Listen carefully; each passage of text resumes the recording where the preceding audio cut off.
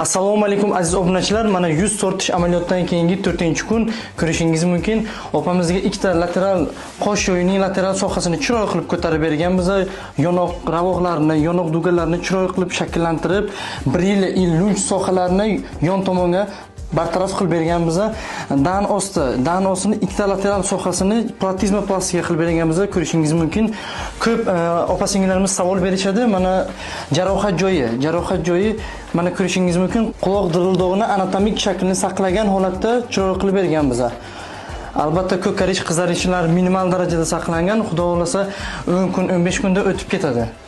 Opajon qanaqasiz? Yaxshimisiz? Rahmat. Hammalaringiz 4 kunlik, 5 kunlik natijasi qanday? Yoqdimi? Men bunaqa natijaga erishaman deb o'ylamagandim. Klinikamizdan, professor Inoyat Family Shodich ustozimizdan rozimisiz? Roziman.